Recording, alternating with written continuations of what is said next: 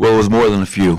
We had a lot more than a few breakdowns in Game 2, and give them credit because they took advantage of almost every miscue that we had or breakdown that we had. And a huge part of it for us is just cleaning up our communication. And that was the main message in our film session, in our practice, in our shoot-around this morning, was getting our communication going early.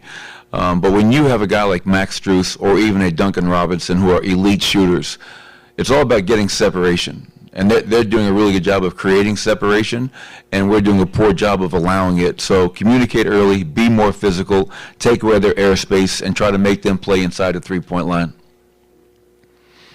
Mike? Michael, saw you have your arm around Jamal yesterday at the practice. Were you encouraging him in any capacity? And as much as you can say, what was that conversation about? No, it's between Jamal and I. He understands how important he is to this team. He understands how much I care about him, not just as a player, but as a person. And, my job is not just to point out mistakes. My job is not just to applaud guys when they're playing well. It's also just to be there for them and provide whatever support I can. And I do that for everybody, not just Jamal Murray. But, that conversation will just kind of, remain private if you don't mind. Joe, here in the front. Joe Varden, The Athletic. Michael, what did you think Kevin Love's impact was on Game 2 and his presence on the floor? Is that something you actually have to adjust to? Well, so they start Kevin Love, I think 6 points, 10 rebounds, 3 offensive, 2 made threes, and a guy that's been on the stage before, so he's not going to be rattled. But let's be honest, the guy that he replaced could have been the Eastern Conference MVP. So it's not like, Caleb Martin's not a good player, but I think for them it was making sure they just had a little bit more size in the game, help with the rebounding.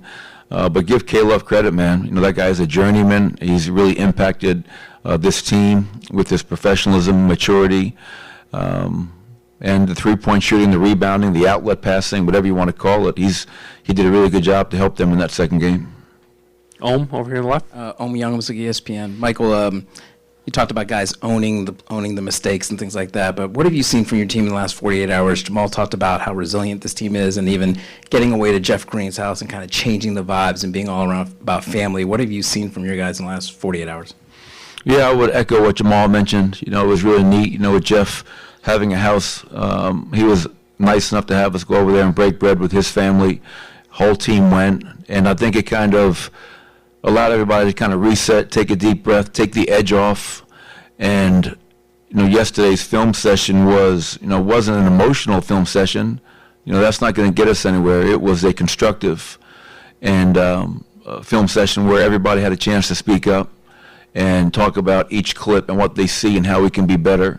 And I also agree that we are a very resilient group. We've proven that year in and year out, whether it's being down 3-1, whether it's having guys out to injury. This group never ceases to amaze me. And I believe that maybe us losing a game at home for the first time in the postseason and playing the way we did, you never want to go through that, but you have to take a negative and make it into a positive. And maybe that's a wake-up call. Maybe it's like, hey, man, understand the moment that we're in and don't ease into it. And be disciplined in your approach, be urgent in your approach. And I have no doubt that our guys will go out there and play a much better game than we did in Game 2 in Denver. Standing on the left in the back. Hey, Coach. Arash Madani, Sportsnet Canada. You talk about the urgency and understanding the moment with Jamal, who wants this so bad. What have you seen from him over the last 2-3 days since Game 2? Yeah, I think all of us were disappointed. From myself to all of our players, we were disappointed in Game 2, how we performed. And the funny thing is, even after the third quarter, I think they had 75 points. They were 43 from the field, and we're up 8. And I don't think we had played well to that point.